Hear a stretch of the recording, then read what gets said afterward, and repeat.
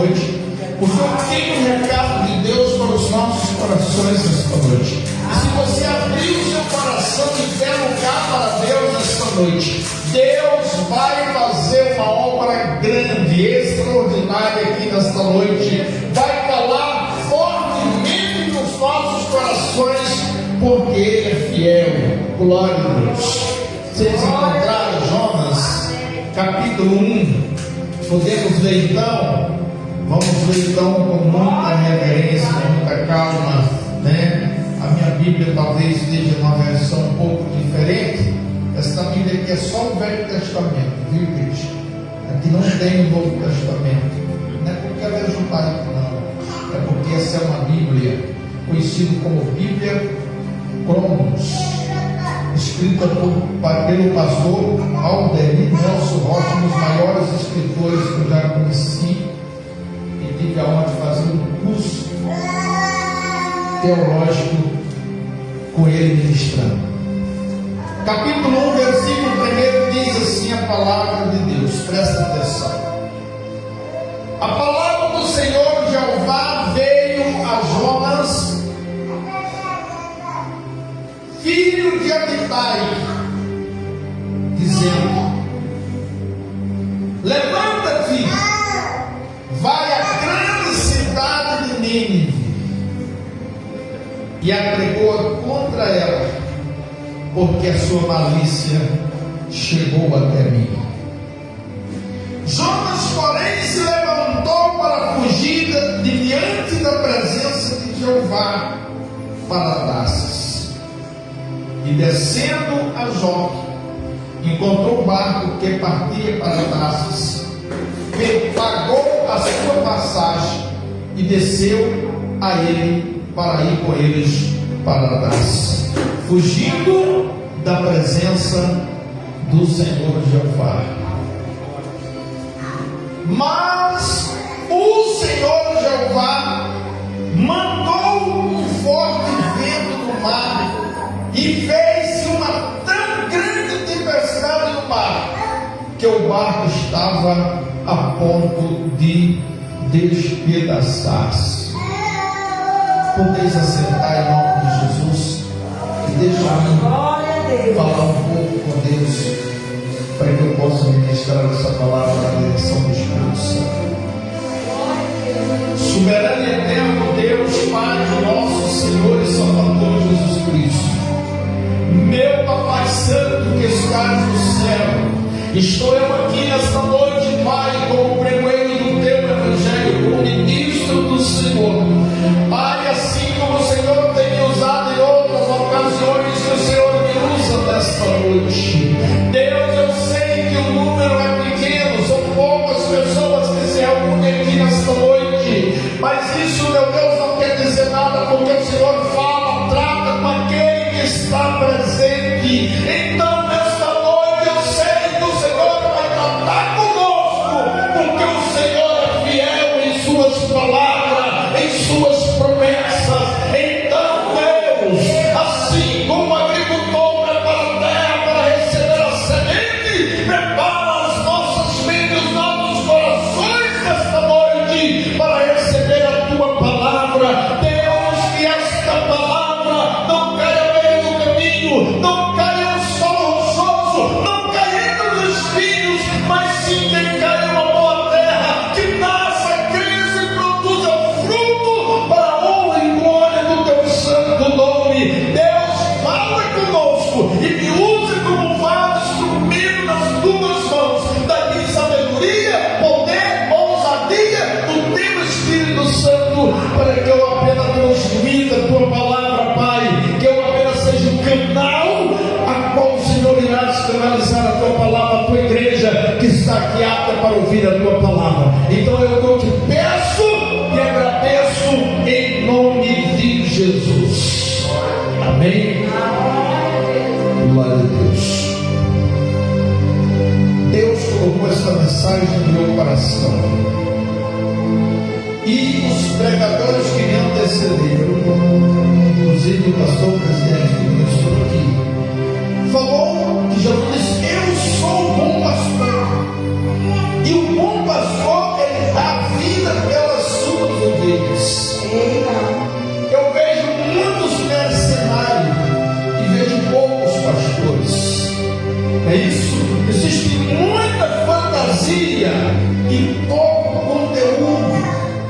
Jesus chamou tais de sepulcros caiados, que são bonitos por fora, mas feios por dentro.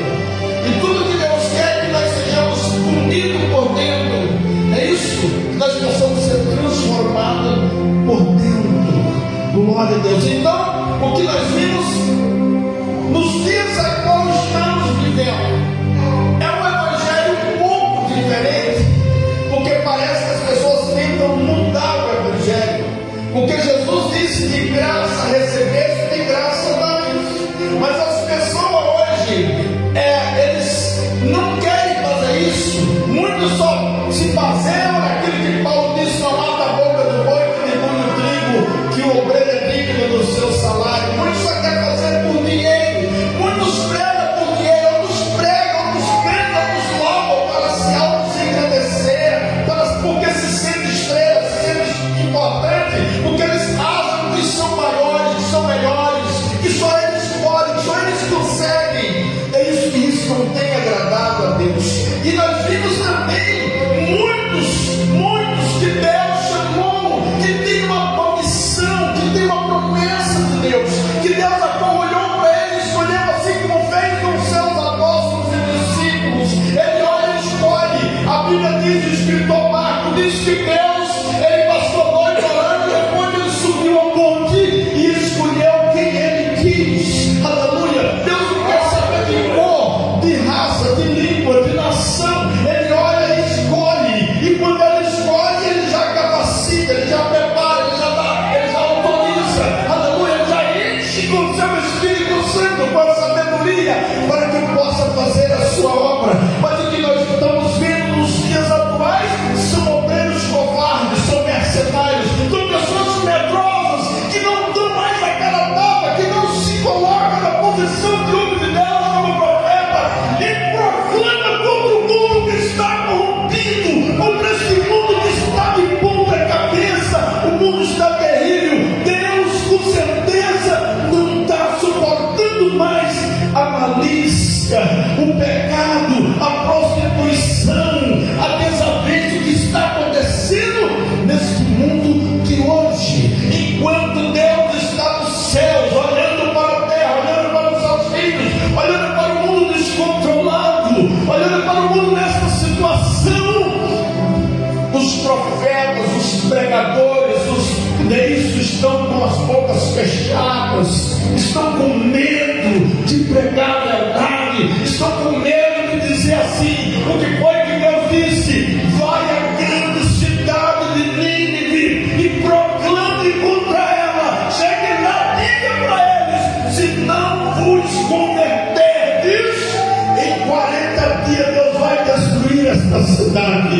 Então é isso que Deus quer, que nós enchemos de ousadia, de coragem e falamos para o mundo, para as pessoas: se você quiser morar nos céus, você tem que viver conforme os princípios de Deus, conforme a palavra de Deus, conforme o que a palavra de Deus determina. Se você quer ir para os céus, você tem que aceitar Jesus como seu Salvador.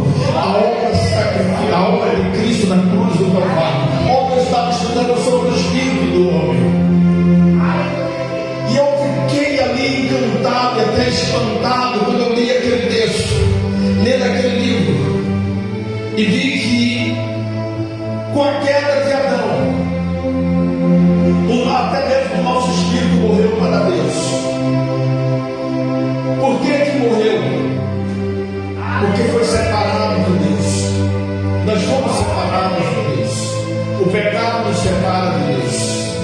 Aí, até então, na situação que Adão estava, separado de Deus.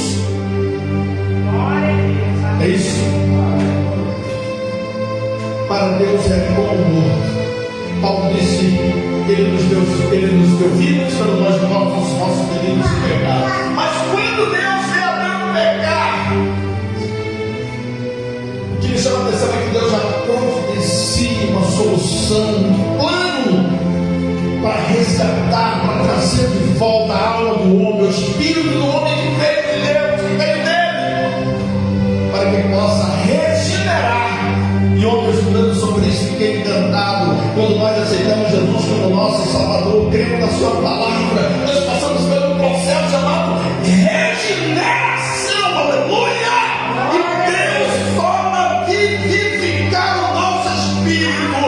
Ei, quando nós aceitamos Jesus como nosso Salvador, quando nós cremos nele, quando nós confiamos nele, o nosso espírito se identifica como Espírito Santo de Deus. Eles conversam, aleluia! Eles compartilham, eles têm comunhão. Mas para isso acontecer, é preciso estar em Cristo Jesus. O que foi que Jesus falou para Nicodemos? Tem que nascer de novo. Aleluia, glória a Deus. E nessa mensagem aqui, Deus chega para Jonas e diz: Jonas, eu tenho uma missão para você. Levanta-te e vai à grande cidade de Nínive e proclama contra ela, porque a sua malícia chegou até mim. Deus estava dizendo: eu não suporto mais. Talvez Deus tivesse falado mais pessoas, assim como eu fiz com Sodoma e Gomorra. Deus destruiu as duas cidades, a cidade de Sodoma e Gomorra, por causa da imundície, do pecado, da malícia. A igreja, eu fico pensando que a história diz que aqueles homens da cidade de Sodoma e Gomorra eram homossexualismo. Existia uma quantidade enorme de homossexuais naquela cidade. Você pode ler lá a história. A Bíblia diz que quando os anjos chegaram para visitar Ló, aqueles homens queriam, segundo diz lá, alguns historiadores falam isso também, aqueles homens queriam ficar com aqueles anjos. Que coisas terríveis! E Deus destruiu a cidade de Sodoma e Gomorra. Só que quando Deus chama Jonas para ir pregar, segundo alguns historiadores, diz que Nínive era uma cidade violenta, cidade de homens cruéis, cidade de homens que pegavam profetas e matavam profetas, cidade de homens que cortavam, arrancavam o tipo de profeta, perfuravam os olhos, vazavam olhos de profetas. É isso? Lugares de homens cruéis, de homens que não tinham temor de Deus, de homens de corações duros. E quando ele recebe esta missão, ele treme na base, ele diz: infelizmente não vou cumprir com esta missão.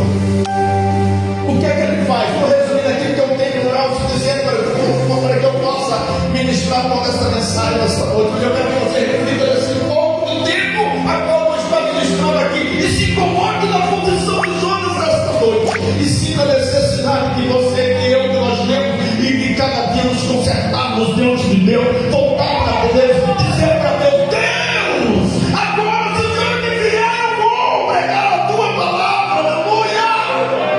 Talvez nós estejamos no ventre de um peixe, não é isso? Veja bem, aí Deus, quando ele diz, pega a missão de Deus, o que é que Jonas faz? Ele pega um barco em direção contrária, vai para outra cidade, cidade de Tarso, tentando fugir da presença de Deus. Só que talvez Jonas não lembrasse do que o salmista Davi, o salmista tem no Salmo 139, se você for para o Salmo 139, no versículo 7, ele diz assim: para onde eu ausentarei do teu espírito, para onde fugirei da tua presença. Deus está em todos os cantos da terra, em todos os lugares. Os olhos de Deus estão sobre a terra, está sobre os mares. Aonde quer que nós estejamos, o nosso Deus está, aleluia. Porque Ele é onisciente, Ele é onipresente, Ele é onipotente, Ele é imutável. Ele é o Deus que honra, que cumpre, aleluia. Que honra com suas promessas. Então talvez o não lembrasse disso, e ele tenta fugir da presença de Deus. Agora vamos nos colocar na posição de Jonas. Quantas vezes já fugiram da missão de Deus, do projeto de Deus? Deus nos chama, nos escolhe, nos chama. Será que Deus errou? Será que Deus errou na hora de escolher? Não, Ele não errou não. É nós que somos desobedientes mesmo, é nós que somos negligentes mesmo, é nós que não queremos, tentamos nos escolher. Ei, eu quero dizer uma coisa nessa noite, chamar a nossa atenção.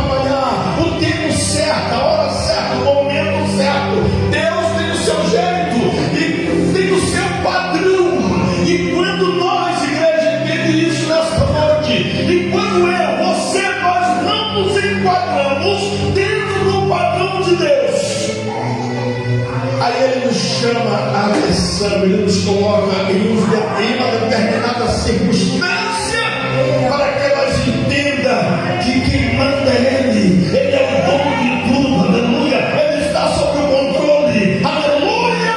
Ele é quem pode todas as coisas. Então Jonas tenta fugir da presença de Deus indo para trás. E quando ele tenta ir para trás,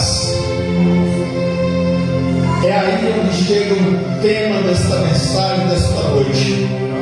Deus usa os seus agentes naturais para trazer Jonas para os trilhos novamente. Aleluia. E é isso que eu quero pregar nessa noite. Eu sei que não tem tempo, tem menos de 5 minutos, mas eu vou encerrar já esta mensagem, mas Deus vai falar no teu coração. Nós saímos daqui com os corações ardendo nesta noite. Aleluia. Então, os agentes naturais e cooperadores de Deus é o tema desta mensagem. Os agentes sobrenaturais e cooperadores de Deus. Quando eu, você, nós não queremos fazer aquilo que Deus quer, aí ele usa os seus agentes naturais. Ele usa, quais são os seus agentes naturais e cooperadores que cooperam para a obra de Deus? A natureza. Aleluia, glória a Deus. Aí Deus começa a usar a natureza contra você. Você tenta fazer e não dá certo. Você tenta e não dá certo. Vamos ver o que diz o texto. Quando Jonas tenta fugir da presença de Deus indo para trás, o que acontece aqui? Que Deus usa os seus agentes naturais e cooperadores. Quais são os agentes? Eu quero destacar aqui eles: o vento, o mar e a tempestade e o grande peixe. 4 grandes agentes de Deus e cooperadores de Deus para que nos coloquem nos trilhos novamente. Aleluia. Toda vez que eu prego isso, eu me lembro do missionário que foi pregar na África, foi enviado para pregar na África, e Deus disse: eu vou cuidar de você. Só que quando ele chegou lá, ele começou a fazer coisas terríveis, coisas desagradáveis a Deus. Eu, determinado dia, disse que um trem, infelizmente, deixa que o trem pega ele, deixa que ele ouve praticamente só o bagaço. Só que ele não morre. Assim como Jonas, Deus não queria matar Jonas. Deus não queria matar. Ele apenas queria dizer: meu filho, eu quero te voltar para os trilhos novamente. Eu quero fazer com que você entenda que eu quero você na minha obra, fazendo a minha obra. Eu quero que você cumpra a minha missão, a qual eu determinei.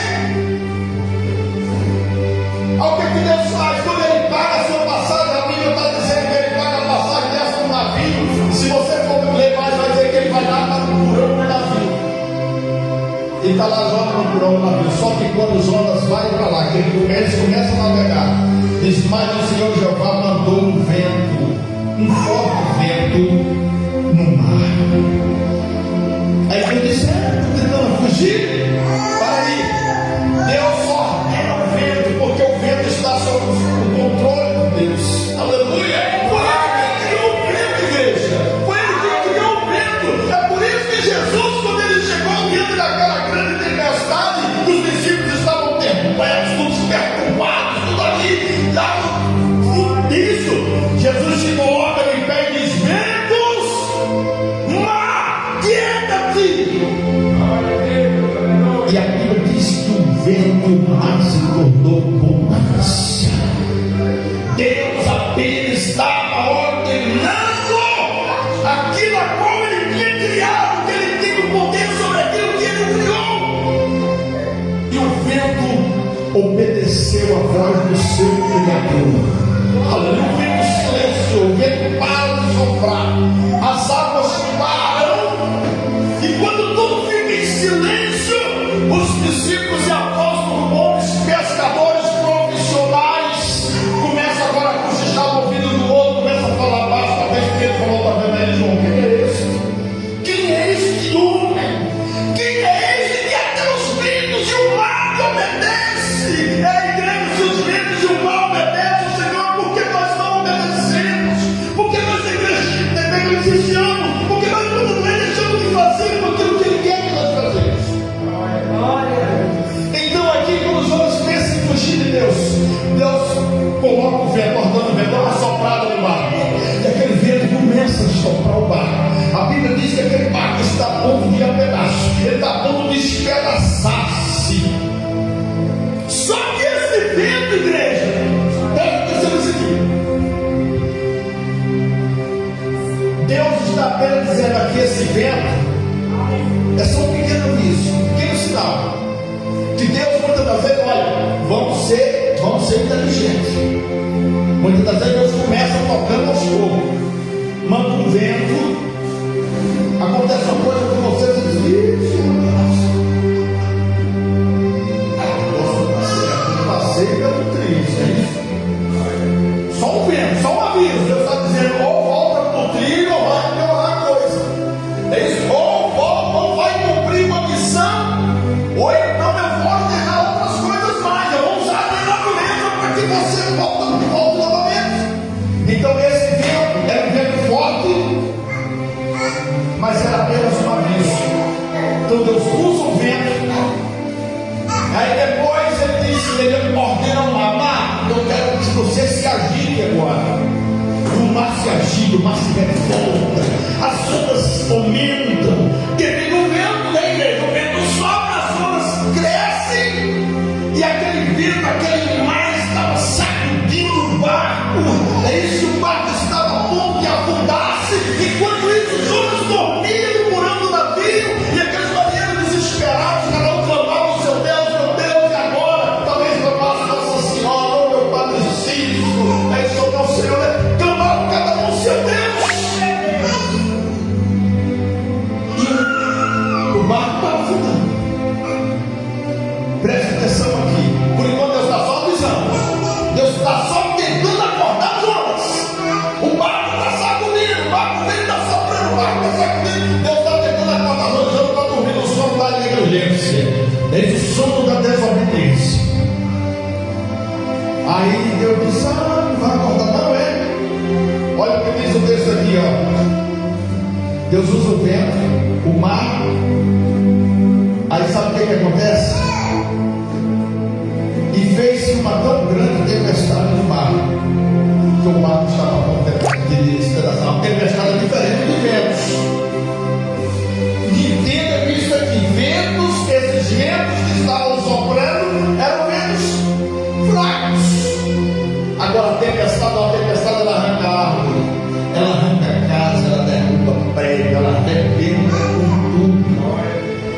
A tempestade, quando ela vem destruindo totalmente. Aí Deus começou com o vento, aí ele agita o mar, aí depois ele faz com que esse vento se torne uma grande tempestade.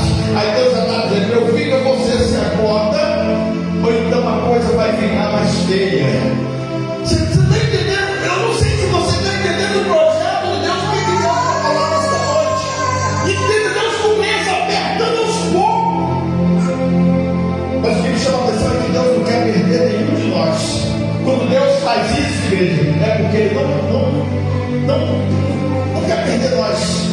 Não é verdade? Porque se Deus quisesse, Deus poderia matar as ondas. Era fácil fazer isso. Mas Ele não queria matar as ondas. Ele queria apenas dar uma lição para as ondas. Mas Ele queria com que eles não sentissem na pele, entendessem que Deus estava no controle de todas as coisas. Embora nós queiramos fugir da sua presença, sair diante dele, mas nós não vamos conseguir, porque Deus está no controle. Aí forma-se uma grande tempestade. Nessas alturas, quando for uma grande tempestade, os marinheiros começam a própria Bíblia diz que eles tentaram levar o barco até a margem do mar, né, isso ali, para poder tentar ter algum lugar mais raso, para tentar salvar alguma coisa. Começaram a jogar a mercadoria para fora do barco, para aliviar a carga do barco. Eles tentaram de todas as formas. Mas o problema não eram os marinheiros, não era o barco, o problema era Jonas. Jonas era o problema. E eu entendo aqui nessa noite, Deus fala do meu coração. Quando nós estamos em desobediência com Deus, fugindo de Deus, fugindo da sua missão. Ainda não sabe qual é você. E já chegaram abençoados, né? Foi na casa de Potifar, tudo prosperou. Foi para a prisão, passou a ser o chefe da prisão. Foi para o Egito, foi governador do Egito, do Egito. Mas porque ele estava em obediência com Deus. Quando nós estamos então em desobediência, aonde nós vamos é discussão, é perda, é isso, as coisas.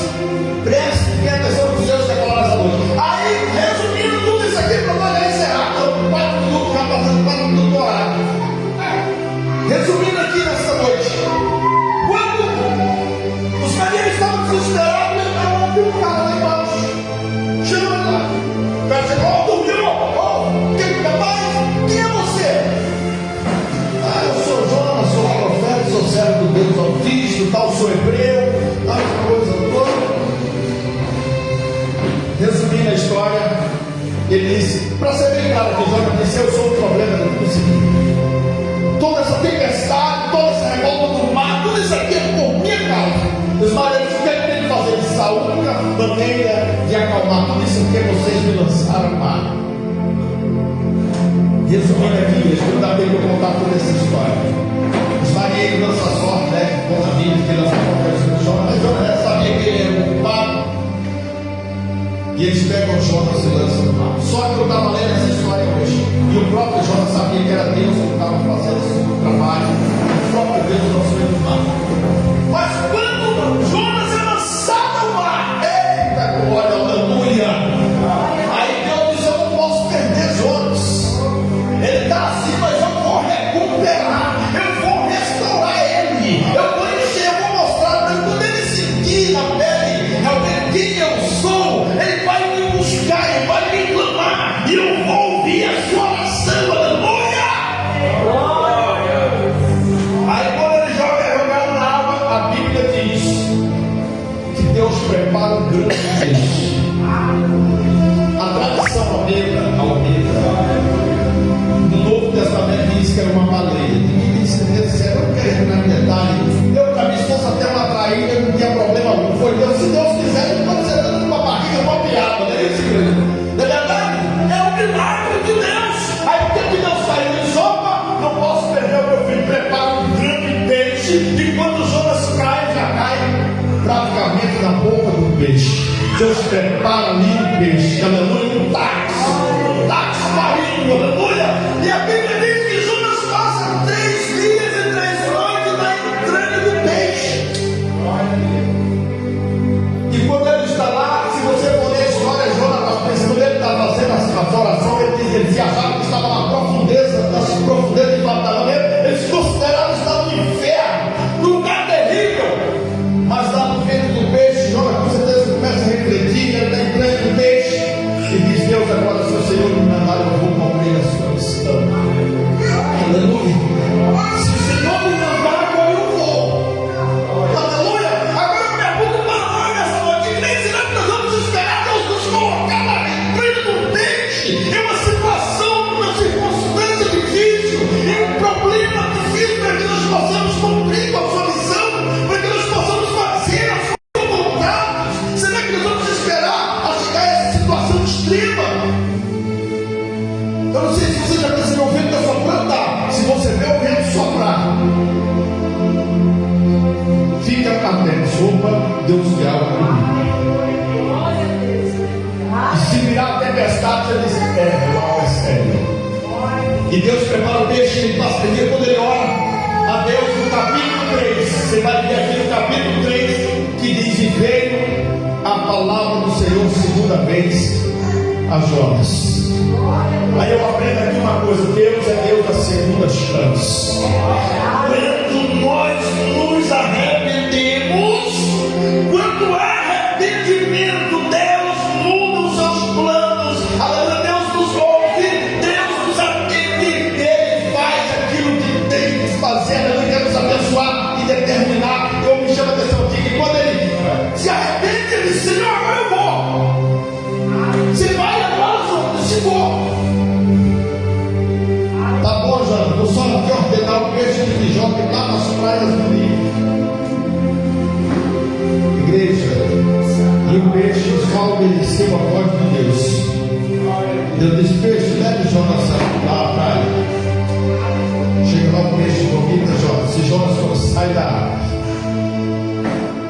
Jonas já sai dizendo: se vocês não se converterem, em prazo de 40 dias Deus vai destruir essa cidade. Aí começou a rolar aquela confusão.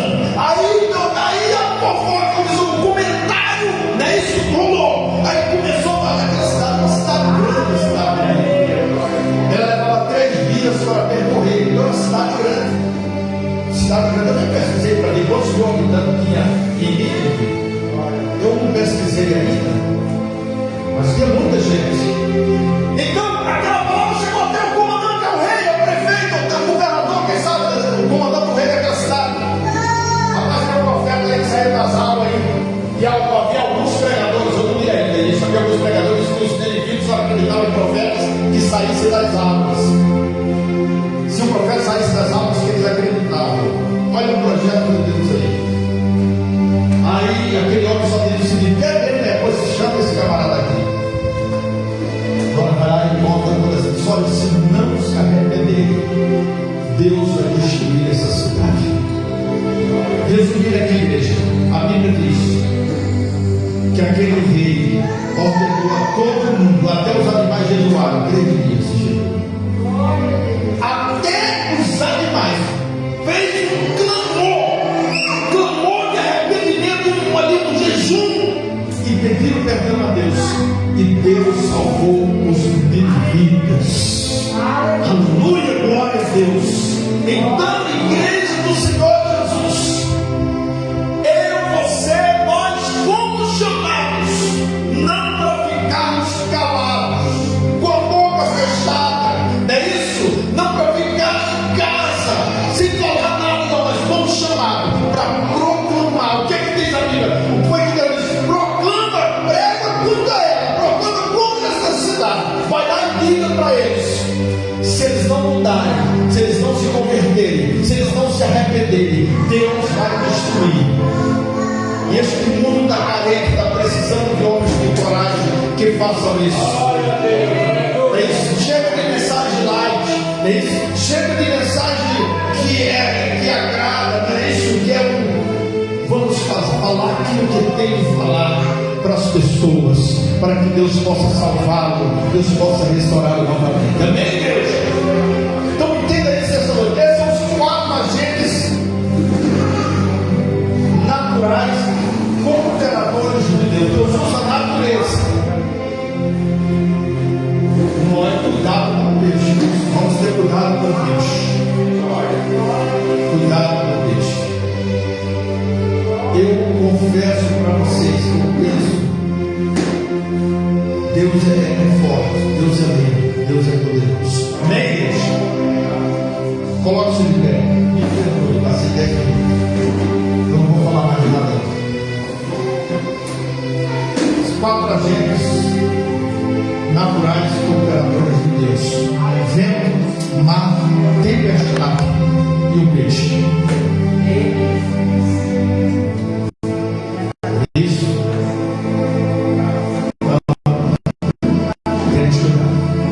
Deus abençoe a todos. Vamos orar. Deus, obrigado pela tua palavra, qual o Senhor falar no nosso coração nesta noite. Pai, nos perdoe, Senhor. Deus, nos restaura novamente. Nós não queremos, Pai, parar na barriga do peixe. Não, Senhor. Nós queremos fazer antes de nós se encontrarmos em situações difíceis, situações vulneráveis. Nós queremos obedecer, Pai, porque a tua palavra diz que é melhor obedecer do que sacrificar. Então, Pai, nos dê a força, remove dentro de cada um de nós, reacenda a chama do evangelismo, a chama do amor, a chama do desejo de pregar a tua palavra, de orar, de buscar o